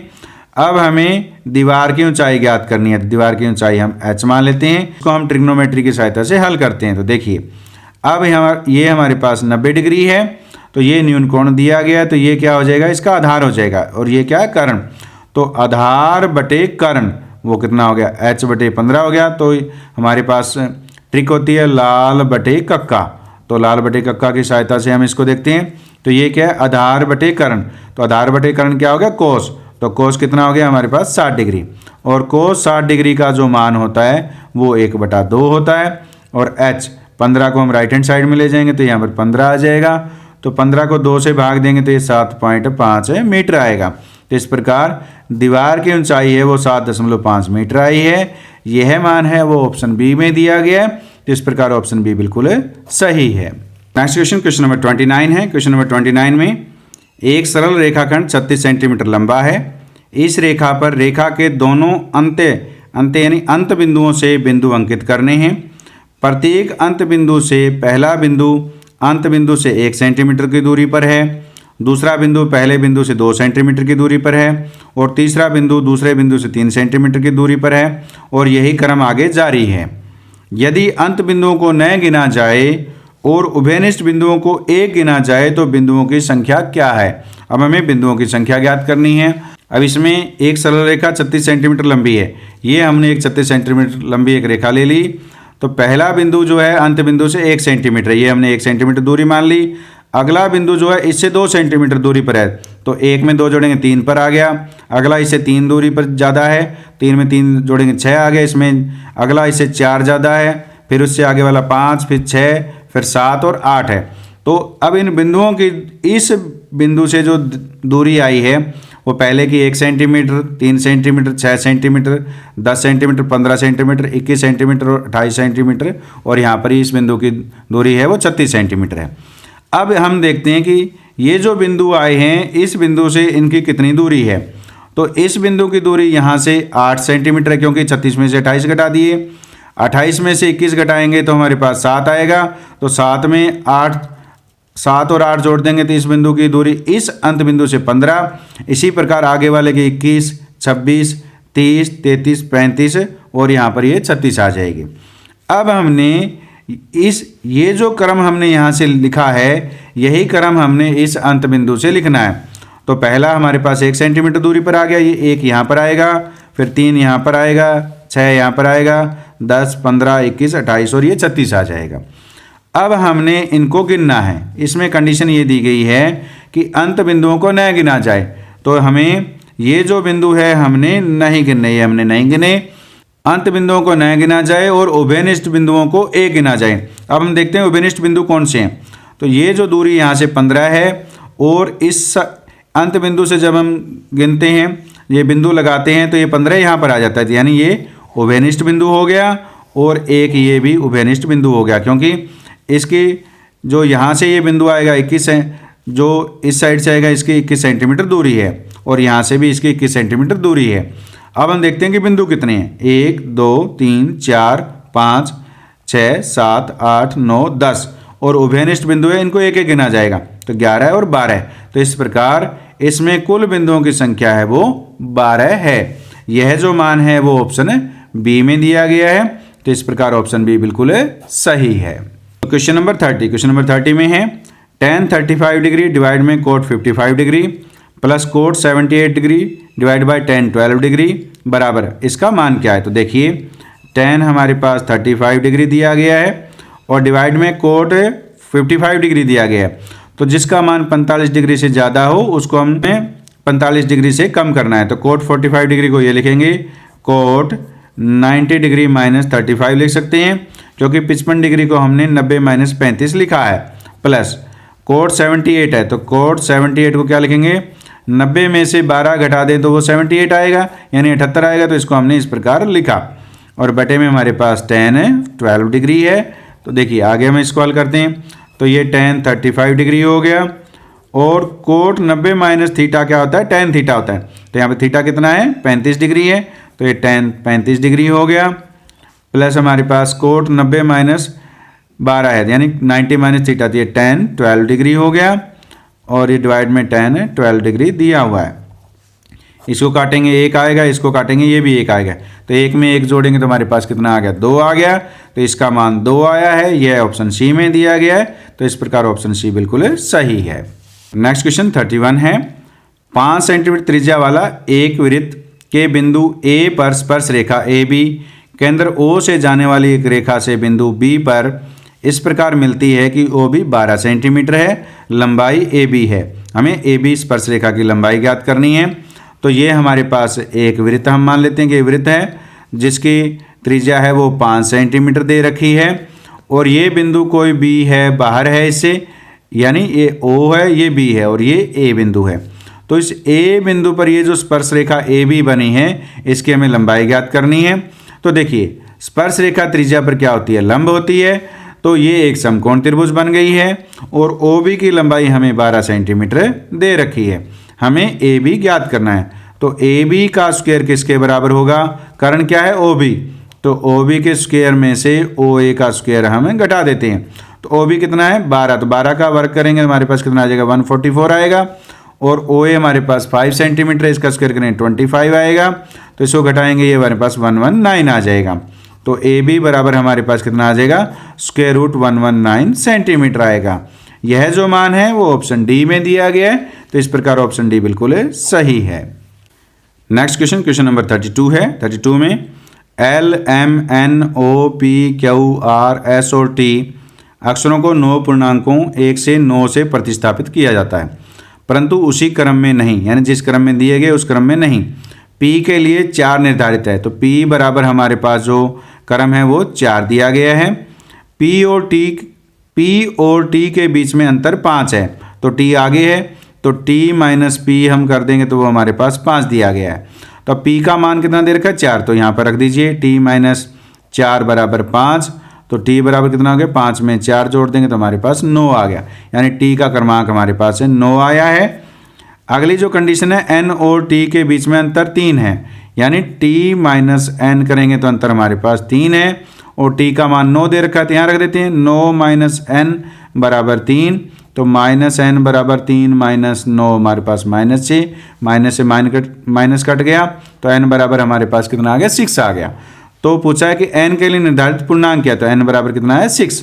यह जो मान है वो ऑप्शन डी में दिया गया है, तो इस प्रकार ऑप्शन डी बिल्कुल सही है। नेक्स्ट क्वेश्चन, क्वेश्चन नंबर 33 है। किसी बस में यात्रा करने वाले व्यक्तियों के एक समूह में 6 तमिल बोल सकते हैं, 15 व्यक्ति हिंदी बोल सकते हैं और 6 व्यक्ति गुजराती बोल सकते हैं। उस समूह में कोई भी व्यक्ति कोई अन्य भाषा नहीं बोल सकता, यानी केवल तीनों भाषाएं बोल सकते हैं। यदि इस समूह के 2 व्यक्ति केवल 2 भाषाएं बोल सकते हैं और एक व्यक्ति सभी तीनों भाषाएं बोल सकता है, तब इस समूह में कुल कितने व्यक्ति हैं? हमें कुल कितने व्यक्ति हैं उनकी संख्या ज्ञात करनी है। तो यह क्वेश्चन है वो वेन डायग्राम की सहायता से हल करेंगे। तो हमारे पास 3 ऑप्शन है, तो 3 ऑप्शन के लिए वेन डायग्राम हमारे पास ये बनेगा। ऐसा क्वेश्चन हम पहले भी कर चुके हैं। अब देखिए, अब मान लेते हैं कि ये तमिल बोलने वाले हैं और ये हिंदी बोलने वाले हैं और ये गुजराती भाषा बोलने वाले हैं। तो सबसे पहले जो तीनों भाषाएं बोलने वाले हैं उनकी संख्या हमने देखनी है। तो तीनों भाषाएं बोलने वाले व्यक्ति हैं वो 1 है, तो वो हमारे पास 1 आ जाएगा। और इस समूह में 2 व्यक्ति केवल 2 भाषाएं बोल सकते हैं, तो 2 व्यक्ति ऐसे हैं जो कोई 2 भाषा बोल सकते हैं, तो वो 2 कहीं पर भी आ सकते हैं। वो हो सकता है कि तमिल और हिंदी बोल सकते हो, या वो तमिल और गुजराती बोल सकते हैं, गुजराती और हिंदी बोल सकते हैं। तो ये 3 ऑप्शन बनते हैं। तो तीनों ऑप्शन कोई भी ऑप्शन हम ले लें, आंसर एक ही आएगा। तो हम मान लेते हैं कि हिंदी और तमिल बोलने वाले उनकी संख्या 2 है, तो ये हमारे पास यहाँ पर हो गया। फिर हमारे पास यहाँ दिया गया है कि इस समूह में 6 व्यक्ति तमिल बोल सकते हैं, तो ये जो एरिया है वो हमारे पास 6 है, तो 3 तो पहले ही आ गए, तो 6 में से 3 घटा देंगे तो यहाँ पर 3 बच जाएंगे। और 15 व्यक्ति हिंदी बोल सकते हैं, तो 3 पहले इसमें आ गए हैं, तो 15 में 3 घटा देंगे तो ये 12 बच जाएगा। और 6 जो है वो गुजराती बोल सकते हैं, तो 1 पहले आ गया इस एरिया में, तो 6 में से 1 घटा देंगे तो ये 5 आ जाएगा। तो इस समूह में कुल कितने व्यक्ति हैं? अब इन सभी संख्याओं को जोड़ दीजिए। तो 12 में 2 जोड़ेंगे 14 और 1 15 और 5 20 और 3 कितने हो गए? 23। तो इस प्रकार इस समूह में कुल 23 व्यक्ति हैं। यह जो मान है वो ऑप्शन सी में दिया गया है, तो इस प्रकार ऑप्शन सी बिल्कुल सही है। तो नेक्स्ट क्वेश्चन, क्वेश्चन नंबर 34 है। ABC में कोण A बराबर 40 डिग्री, B बराबर 60 डिग्री है, तो ABC में सबसे लंबी भुजा है। तो ये हमारे पास त्रिभुज ABC दे रखी है, तो यहाँ पर हमारे पास ABC है। तो कोण A बराबर मान लेते हैं कि 40 डिग्री है, B हमारे पास 60 डिग्री है, सिर्फ हमने रफ चित्र बना रहे हैं। तो C का मान कितना बच जाएगा? तो तीनों कोणों का मान 180 होता है और इन दोनों कोणों का 100 है, तो 180 में से हम 100 घटा देंगे तो C का मान है हमारे पास 80 डिग्री आ जाएगा। तो सबसे बड़ा कोण कौन सा है? C है, तो C के जो सामने वाली भुजा है वो सबसे बड़ी होगी, क्योंकि हम जानते हैं, ये हम कक्षा 9 में पढ़ चुके हैं कि बड़े कोण के सामने वाली भुजा बड़ी होती है, छोटे कोण के सामने वाली भुजा छोटी होती है, और समान कोणों के सामने वाली भुजाएं समान होती हैं। तो इस प्रकार सबसे बड़ा कोण C है, तो C के सामने वाली भुजा AB है, भुज ABC में सबसे लंबी भुजा AB है। तो यह मान ऑप्शन C में दिया गया है, तो इस प्रकार ऑप्शन C बिल्कुल सही है। तो नेक्स्ट क्वेश्चन, क्वेश्चन नंबर 35। यदि 2k-1 के समीकरण जो 10x - 9y बराबर 12 का हल है तो k है। तो अब हमें k का मान ज्ञात करना है। ये है वो दिए गए समीकरण का हल है। तो इस प्रकार x की जगह हम 2k-1 और y की जगह हम k रख करके k का मान ज्ञात करते हैं। तो देखिए हमारे पास 10 x की जगह हमारे पास कितना है 2k-1 -9 और y की जगह हमारे पास k है, वो रख देंगे, बराबर हमारे पास 12 है। तो देखिए अब इसको हल करते हैं तो ये कितना आ जाएगा, 20k - 10 - 9k बराबर 12। तो 20k में 9k गए तो 11k, और 10 को हम राइट हैंड साइड ले जाते हैं तो 12 + 10 हो जाएगा। तो 11k बराबर हमारे पास 22 हो गया। तो k बराबर हमारे पास 22/11 यानी कट करके 2 आ गया। तो k का मान क्या है, 2 आया है। यह जो मान है वो ऑप्शन बी में दिया गया है। तो इस प्रकार ऑप्शन बी बिल्कुल सही है। नेक्स्ट क्वेश्चन नंबर 36 है। एक पिता की उम्र उसके पुत्र की उम्र की 9 गुनी है। तो पिता की उम्र की तुलना है वो पुत्र की उम्र से की गई है। तो पुत्र की उम्र जो हम मान लेते हैं कि वो हमारे पास x वर्ष है। तो पिता की उम्र कितनी हो जाएगी, पिता वो हमारे पास कितनी है, उसके पुत्र की उम्र की 9 गुनी है। तो इसे 9 से गुणा कर दीजिए तो ये 9x हो गई है। तथा माता की उम्र उस पुत्र की उम्र की 8 गुना है। तब माता की जो उम्र है पुत्र की उम्र की 8 गुना है। तो x को 8 से करेंगे ये 8x हो गया। पिता और माता की उम्र का योग 51 है, इन दोनों का योग 51 है। तो 9x + 8x बराबर 51। अब पहले हम x का मान ज्ञात कर लेते हैं। तो हमारे से क्वेश्चन में पूछा है कि पुत्र की उम्र क्या है, तो वो x है, हमें x का मान होगा वही पुत्र की उम्र होगी। तो 9x में से 8x जोड़ेंगे 17x बराबर 51 हो गया। तो x बराबर हमारे पास 51/17 हो गया। तो 17 × 51, तो x का मान 3 आया है। तो इस प्रकार पुत्र की उम्र है वो 3 वर्ष है। यह जो मान है वो ऑप्शन डी में दिया गया है। तो इस प्रकार ऑप्शन डी बिल्कुल सही। नेक्स्ट क्वेश्चन हमारे पास 37 है। एक मोटर गाड़ी के मालिक ने पेट्रोल की कीमतें बढ़ने पर अपने मासिक पेट्रोल का उपभोग कम कर दिया। कीमत और उपभोग संबंध इस प्रकार है, हमारे पास दिया गया है जो है रुपये प्रति लीटर में दी गई है, और मासिक उपभोग है वो लीटर में दिया गया है। जब कीमत 40 रुपये थी तो 60 लीटर पेट्रोल की खपत होती थी। जब 50 है तो 48, 60 है तो 40, 75 है तो 32। अब हमें बताना है कि यदि कीमत बढ़कर 80 प्रति लीटर तक हो जाए तो उसका अनुमानित उपभोग यानी लीटर में क्या हो। अब इनकी 40 और 60 की गुणा कीजिए। तो 40 को जब हम 60 से गुणा करेंगे तो हमारे पास है 2400 आएगा। अब 50 और 48 की गुणा करेंगे तो भी 2400 आएगा। 60 और 40 को गुणा करेंगे तो भी 2400 आएगा। और 75 और 32 की गुणा करेंगे तो भी हमारे पास 2400 आएगा, यानी 2400 आएगा। ये आप देख सकते हैं। अब लीटर हमारे पास कीमत है वो 80 हो गई है, और हम मान लेते हैं कि लीटर जो उपभोग है वो x लीटर है। तो इसका मान भी क्या होगा, 2400 के बराबर होगा। तो यहाँ से हम x का मान ज्ञात कर लेते हैं। तो x बराबर कितना आएगा, 2400/80 कट गया, तो ये हमारे पास 30 पर कट गया। तो x बराबर कितना आ गया, 30 लीटर आ गया। तो इस प्रकार तो जो अनुमानित उपभोग होगा वो 30 लीटर होगा। यह जो मान है वो ऑप्शन ए में दिया गया है। तो इस प्रकार ऑप्शन ए बिल्कुल सही है। नेक्स्ट क्वेश्चन हमारे पास 38 है। एक वृत्त की त्रिज्या जिसकी परिधि 36 सेंटीमीटर और 20 सेंटीमीटर व्यास वाले दो वृत्तों की परिधि के योग के बराबर है। अब हमें इस वृत्त की त्रिज्या ज्ञात करनी है। हम मान लेते हैं कि इसकी त्रिज्या r है, तो इसकी परिधि कितनी होगी, 2πr हो गई है, बराबर इसकी जो परिधि है वो इन दोनों वृत्तों की परिधियों के योग के बराबर है। तो इसका व्यास दिया गया है, तो इसकी त्रिज्या जो है वो 18 हो जाएगी। तो ये हमारे पास 2π गुणा में हमारे पास 18 पहले वृत्त की परिधि आ गई है, और दूसरे की 2π गुणा में 10 यानी 20 को हम 2 से भाग देंगे 10 आ जाएगा। तो ये दूसरे वृत्त की परिधि आ गई है। अब इसमें से 2π कॉमन ले लेते हैं, तो ये हमारे पास 18 + 10 हो गया।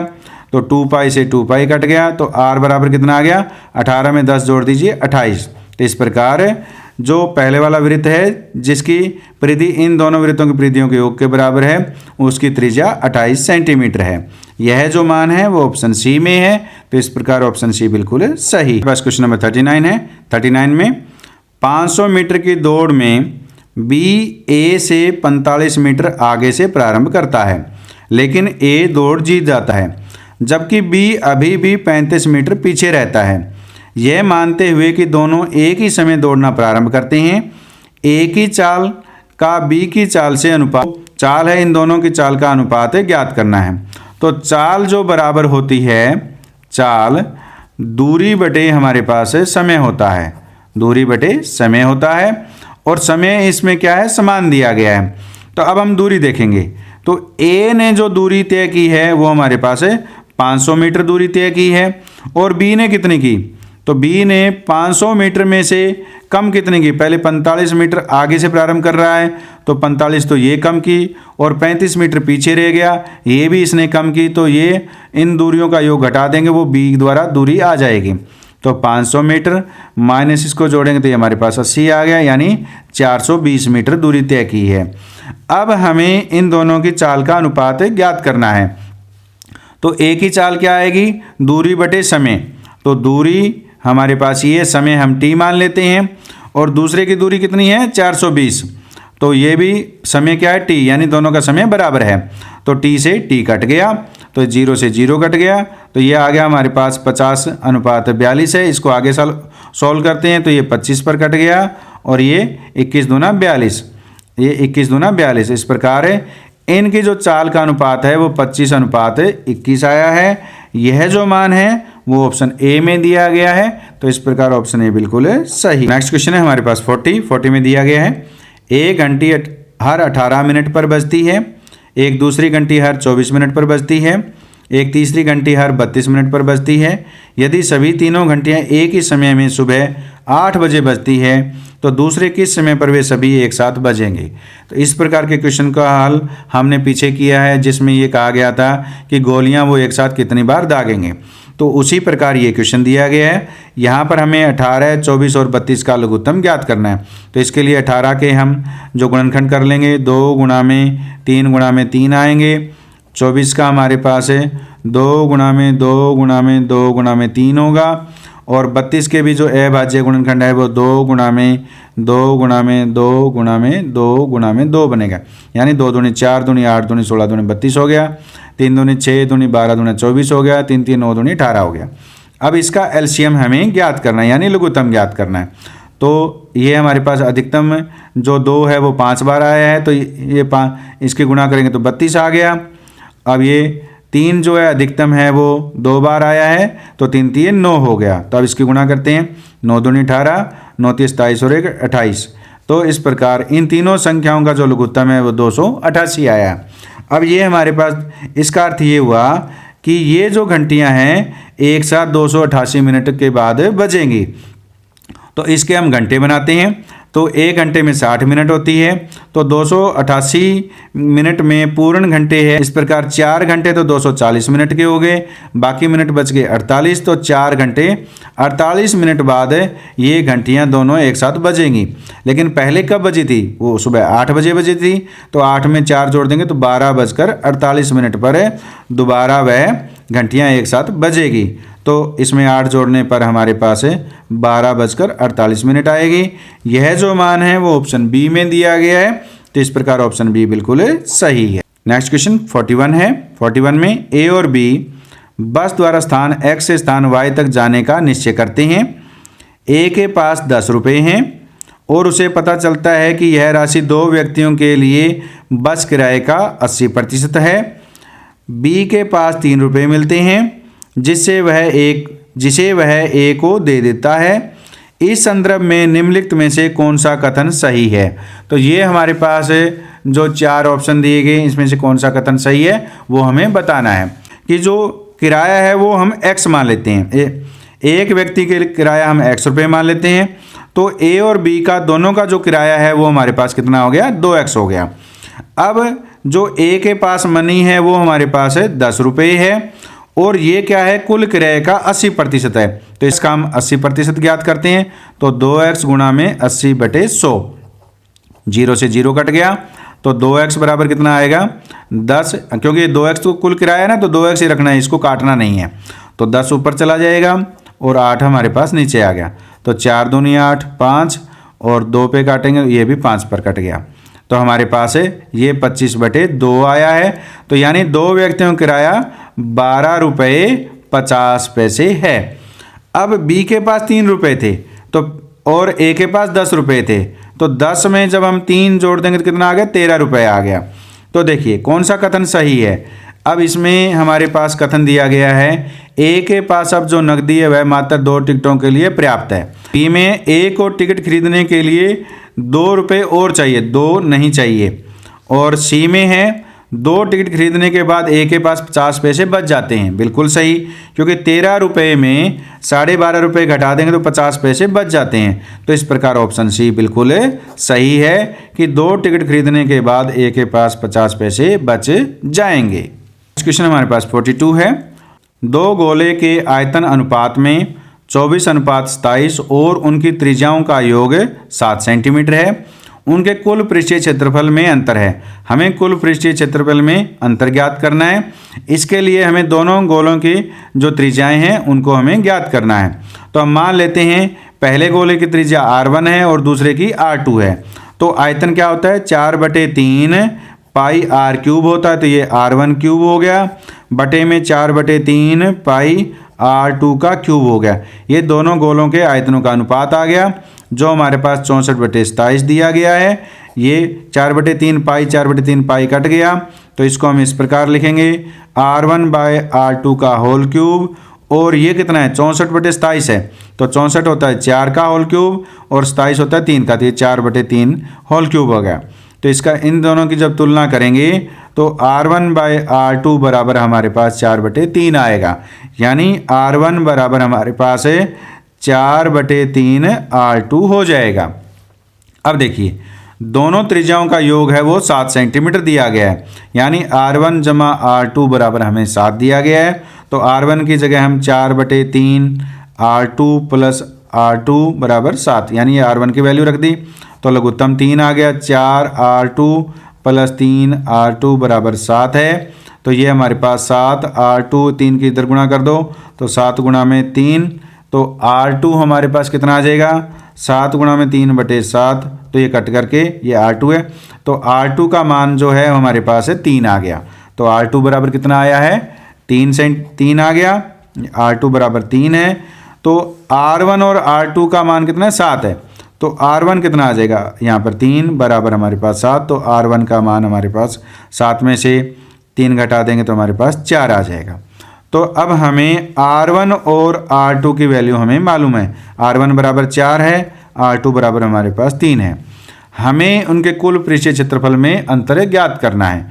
तो कुल पृष्ठीय क्षेत्रफल का जो सूत्र होता है वो 4πr² होता है। तो त्रिज्या बड़ी किसकी है, त्रिज्या बड़ी है वो r1 की है, तो इस प्रकार इसका कुल पृष्ठीय क्षेत्रफल ज़्यादा होगा, यानी 4πr1² माइनस 4πr2² हमें करना है।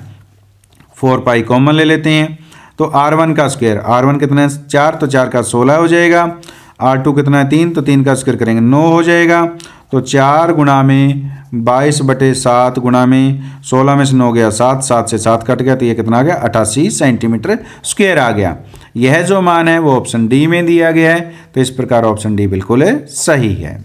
तो नेक्स्ट क्वेश्चन हमारे पास 43 है। 43 में 5 कार्य और 5 व्यक्ति हैं।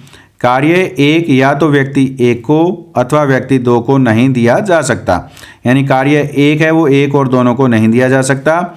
कार्य 2 है या तो व्यक्ति 3 को अथवा व्यक्ति को 4 को ही दिया जाना चाहिए, यानी इन दोनों 3 और 4 में से किसी एक को दिया जाना चाहिए। हर व्यक्ति को एक कार्य दिया जाना है। कार्य कितने तरीकों से दिया जा सकता है वो हमें ज्ञात करना है। ये क्वेश्चन है जो +1 के लेवल का है, तो आइए इसको हम इस प्रकार हल करेंगे। तो कार्य जो 2 है वो 3 और 4 में से किसी एक को दिया जा सकता है, तो पहले हम इसी को दे देते हैं।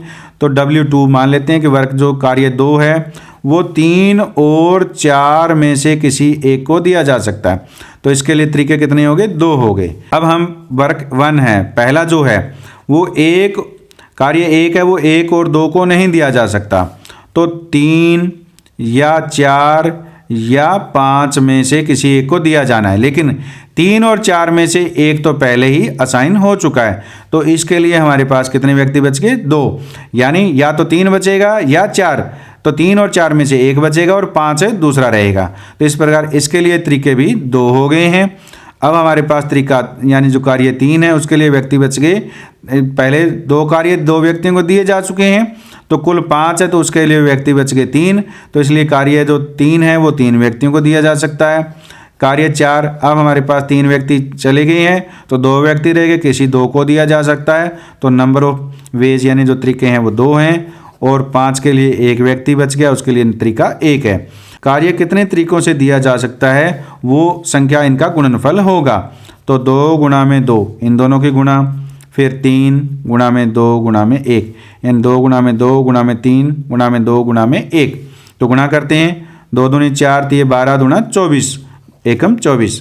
तो इस प्रकार 24 तरीकों से यह कार्य दिया जा सकता है। यह जो मान है वो ऑप्शन सी में है, तो इस प्रकार ऑप्शन सी बिल्कुल सही है। नेक्स्ट क्वेश्चन 44 है। दो शहर ए और बी एक दूसरे से 360 किलोमीटर की दूरी पर हैं। एक कार ए से बी तक 40 किलोमीटर प्रति घंटे की चाल से जाती है और 60 किलोमीटर प्रति घंटे की चाल से ए तक लौट आती है।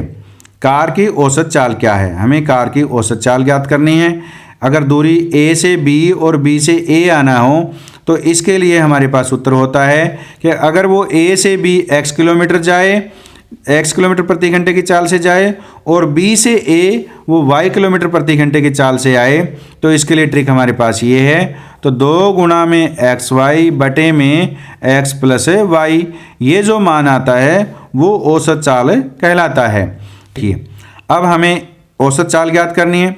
तो a से b वो 40 किलोमीटर प्रति घंटे की चाल से जा रही है, तो वो हमारे पास x का मान है तो वो 40 हो गया। और b से a आ रही है वो 60 किलोमीटर प्रति घंटे की चाल से, उसको हमने y माना है, तो वो हमारे पास यहाँ पर 60 हो गया। और बटे में हमारे पास कितना है x प्लस वाई, यानी 40 प्लस 60 कर दीजिए। तो इसको हल कीजिए, 2 गुना में 40 गुना में 60 बटे हमारे पास 100 हो गया। 0 से 0 कट गई, 0 से 0 कट, 2 की 4 से गुणा 8, 8 से के 48। तो औसत चाल है वो 48 किलोमीटर प्रति घंटा आई है। तो जब भी औसत चाल ज्ञात करनी हो, ए से बी और बी से ए आना हो, तो उसके लिए आपको ये ट्रिक याद रखनी है। तो ये जो मान है वो ऑप्शन बी में दिया गया है, तो इस प्रकार ऑप्शन बी बिल्कुल सही है। नेक्स्ट क्वेश्चन हमारे पास 45 है। पीटर और पॉल की मासिक आय 4:3 के अनुपात में है। उनके व्यय 3:2 के अनुपात में है। यदि मास के अंत में प्रत्येक व्यक्ति 6,000 रुपये की बचत करता है तो उनकी मासिक आय क्रमशः क्या है? हमें मासिक आय ज्ञात करनी है। तो ये हमारे पास पीटर है और ये हमारे पास क्या है? पॉल है। अब हमने यहाँ पर इनके नाम लिख लिए। आय हमारे पास दी गई है वो 4:3 में दी गई है, तो आय हम मान लेते हैं कि इसकी 4x है और इसकी कितनी है? 3x है। और व्यय यानी खर्च वो हमारे पास 3:2 में दिया गया है, तो उसको हम मान लेते हैं कि 3y है और ये 2y है। अब मास के अंत में प्रत्येक व्यक्ति 6,000 रुपये की बचत करता है, तो बचत दोनों की जो बचत है वो 6,000 रुपये है। तो बचत क्या होती है? आय में से व्यय घटा दें तो हमारे पास बचत आ जाती है। तो 4x में से 3x घटा देंगे तो हमारे पास कितना आएगा? 6,000। और 3x में से 2y घटा देंगे तो ये भी हमारे पास 6,000 आ जाएगा। यहाँ पर ये क्या y है, सॉरी 4x माइनस 3y, ये y है। अब हम y के गुणांक हम यहाँ पर बराबर करते हैं, तो इसको हम 2 से गुणा करते हैं तो ये 8x माइनस 2 के गुणा करेंगे तो ये 6y बराबर हमारे पास 12,000 हो गया। दूसरे समीकरण में हम 3 से गुणा करते हैं तो ये 9x, अब इसको करेंगे तो ये 6y और बराबर हमारे पास कितना हो गया? 18,000 हो गया। अब इसको घटा देते हैं तो घटाने पर ये कट जाएंगे, ये माइनस x बराबर हमारे पास कितना आ गया? 12,000 में 18,000 घटाएंगे तो ये 6,000 आ गया। वो माइनस में, माइनस से माइनस कट गया, तो x का मान है वो 6,000 आया है। ये हमें यहाँ पर उनकी मासिक आय ज्ञात करनी है। अब हम x का मान 6,000 ज्ञात कर चुके हैं, तो x का मान यहाँ पर रख दीजिए। तो 6 को 4 से गुणा करेंगे तो इसकी कितना आ जाएगी? 24,000 आय आ जाएगी। तो 6,000 से गुणा करेंगे तो इसकी आय जो है वो 18,000 आ जाएगी। तो देखिए इन दोनों की आय है वो 24,000 और 18,000 है। ये ऑप्शन ए में दिया गया है, तो इस प्रकार ऑप्शन ए बिल्कुल सही है। नेक्स्ट क्वेश्चन हमारे पास 46 है। एक व्यक्ति ने 5 जोड़े काले मोजे, कुछ जोड़े भूरे मोजे का ऑर्डर दिया। एक काले जोड़े की कीमत एक भूरे जोड़े की कीमत से 3 गुनी थी। बिल बनाते समय बिल क्लर्क ने काले और भूरे जोड़ों की संख्या को गलती से आपस में बदल दिया, के कारण बिल 100% बढ़ गया। इसका अर्थ यह कि जो बिल है वो दुगना हो गया। मूल ऑर्डर में भूरे मोजे के जोड़ों की संख्या क्या थी वो हमें ज्ञात करनी है। तो इस प्रकार के क्वेश्चन को हम इस प्रकार हल करेंगे। देख हमने काले और भूरे जोड़े लिख लिए संख्या, तो काले जोड़ों की संख्या है वो हमारे पास 5 है और भूरे जोड़ों की संख्या हम x मान लेते हैं। कीमत क्या है? एक काले जोड़े की कीमत एक भूरे जोड़े की कीमत से 3 गुनी है। अगर भूरे जोड़े की कीमत हम y मानते हैं तो इसकी कीमत कितनी हो जाएगी, 3y हो जाएगी। अब जो वास्तविक बिल बनेगा तो बिल क्या होता है, वो संख्या को कीमत से गुणा करना होता है। तो 5 की 3y से गुणा करेंगे तो हमारे पास है ये 15y हो जाएगा, और इसके हम गुणा करेंगे तो प्लस में हमारे पास ये xy हो जाएगा। तो ये वास्तविक बिल हमारे पास आ गया। अब बिल क्लर्क ने क्या किया कि इन काले और भूरे जोड़ों की संख्या को आपस में बदल दिया। तो यहाँ पर ये जो संख्या काले जोड़ों की x हो गई है, तो न्यू बिल है यानी जो नया बिल बना है वो कितना बना है, तो अब कीमत कितनी, 3y के x से गुणा करेंगे तो हमारे पास ये कितना आ जाएगा, 3xy आ जाएगा, और 5 की y से करेंगे तो ये हमारे पास है 5y आ जाएगा। अब ये हमारे पास है नया बिल आ गया है। इन दोनों जोड़ों की संख्या को गलती से आपस में बदल दिया जाता है तो बिल की जो कीमत है वो 100% बढ़ जाती है। इसका मतलब वो बिल है वो दुगना हो जाता है। तो ये जो बिल है 3xy + 5y नया बिल आया है वो पहले बिल से क्या है, दुगना है। तो 15y + xy हो गया। यहाँ से y कॉमन ले लीजिए, 2y, यहाँ पर 15 + x हो गया, इसमें से y कॉमन ले लीजिए, 3x + 5 हो गया, तो y से y कट गया। तो 3x + 5 बराबर 30, यानी 2 से गुणा करेंगे प्लस 2x हो गया। तो इसको हम इधर ले आते हैं, 3x - 2x, तो 30, 5 को राइट हैंड साइड ले जाएंगे तो x बराबर हमारे पास कितना आया, 25। तो ये क्या है, भूरे मौजों की संख्या है, यही हमारे से पूछा था। तो इस प्रकार आंसर 25 आया है। ये ऑप्शन डी में दिया गया है, इस प्रकार ऑप्शन डी बिल्कुल सही है। नेक्स्ट क्वेश्चन हमारे पास 47 है। एक ही प्रकार के 2 समरूप गिलास क्रम से 1/3 और 1/4 दूध से भरे हैं। तब इन गिलासों को पूरा होने तक पानी से भरा गया है और गिलासों में भरे हुए द्रव्य यानी मिश्रण जो पानी और दूध है को एक पात्र में मिलाया जाता है। इस पात्र में पानी का अनुपात क्या है वो हमें ज्ञात करना है।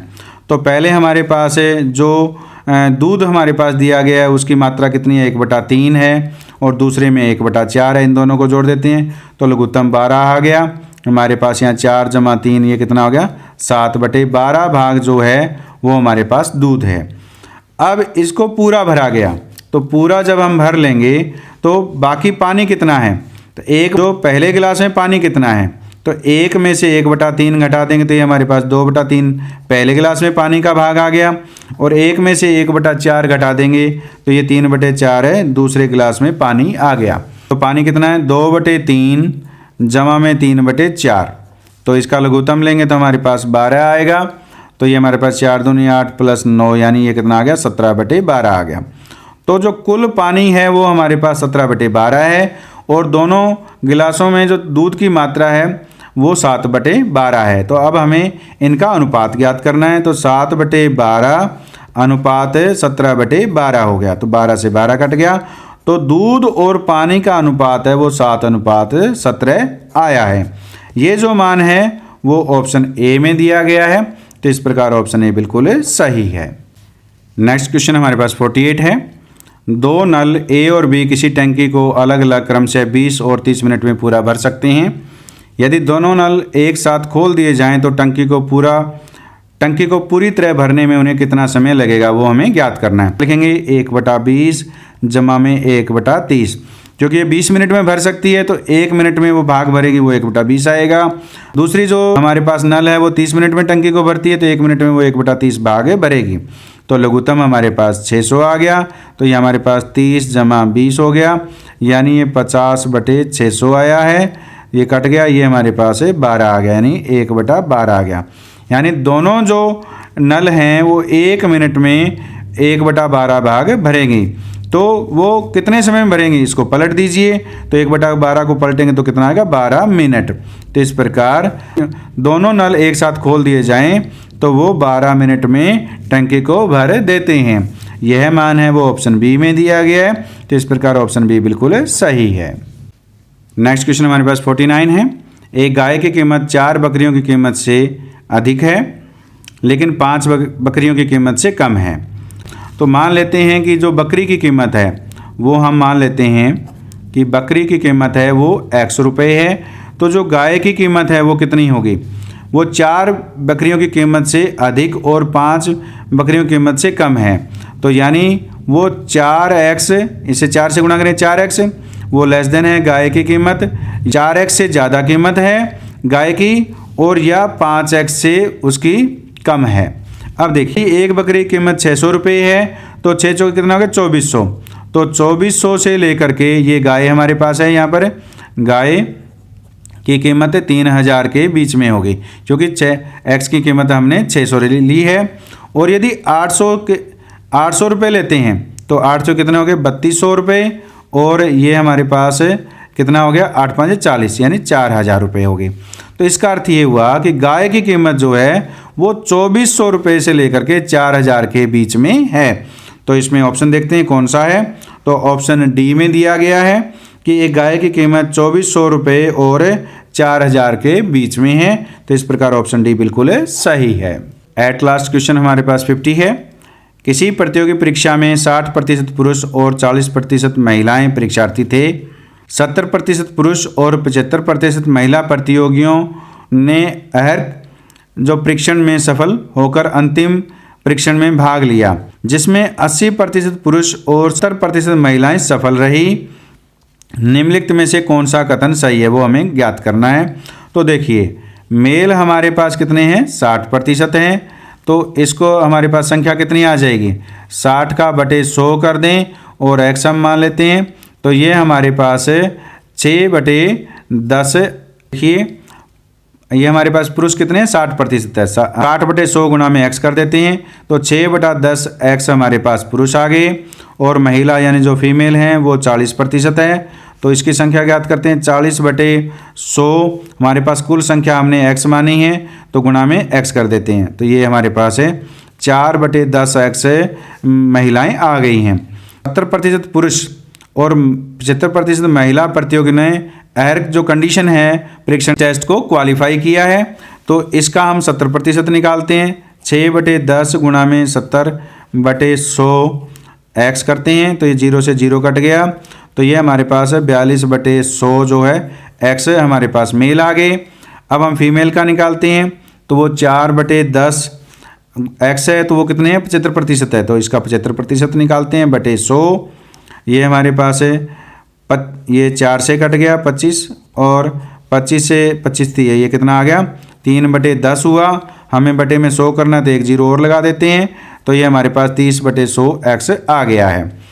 अब इसमें से 80% पुरुष और 70% महिलाएं सफल रही हैं, तो इसका हम 80% निकालना है। अब हमें 42 गुना में 80/100 x, तो ये 0 से 0 कट गया, तो देखिए 8 दूनी 16 और 8 चौके 32 और 1 33/10 x आया है। अब इसका ये हमारे पास कितने 70% महिलाएं हैं, तो 30 का 70% बटे हमारे पास 100 पहले है और 100 ये हमारे पास हो गया। ये हमारे पास 100 एक पहले भी था, ये यहाँ पर हमने मिस्टेक कर ली, यहाँ पर लिखना है, तो ये हमारे पास 1000 आएगा। 1 0 से 1 0 कट गई, तो ये कितना आया है यहाँ पर x भी है, क्योंकि 30x/100 है, तो 210x बटे हमारे पास 1000 आया है। तो देखिए अब हम कथन देखते हैं कि कौन कौन से हैं। तो पहला कथन हमारे पास दिया गया है कि महिलाओं में सफलता दर उच्चतर है, तो ये महिलाएं हमारे पास 210 हैं बटे 1000x है, तो ये तो कम है। समग्र सफलता दर 50% से नीचे है, तो हम कुल जो है 1000 में से 336 तो हमारे पास है ये पुरुष आए हैं और 210 महिलाएं, यानी ये 546 हो गए, तो ये 50% से ज़्यादा है। सी में महिलाओं की अपेक्षा पुरुष अधिक संख्या में सफल रहे, तो बिल्कुल सही। तो पुरुष जो हैं वो 336/1000x हैं और महिलाएं वो 210/1000 है, तो पुरुष जो हैं वो अधिक सफल रहे हैं। तो इस प्रकार ऑप्शन सी बिल्कुल सही है। तो इस प्रकार हमने इस वीडियो में Haryana super 100 entrance exam level 1 2023 से 25 के प्रश्नों का हल ट्रिक की सहायता से किया। उम्मीद है इस वीडियो में समझाए गए सभी प्रश्न आपको समझ में आए हैं। यदि इस वीडियो में समझाए गए सभी प्रश्न आपको समझ में आए तो वीडियो को लाइक कीजिए और ऐसे ही वीडियो प्राप्त करने के लिए चैनल को सब्सक्राइब कीजिए, बेल आइकन को प्रेस कर ऑल को सेलेक्ट कीजिए ताकि नए वीडियो आने पर आपको नोटिफिकेशन प्राप्त हो सके। धन्यवाद।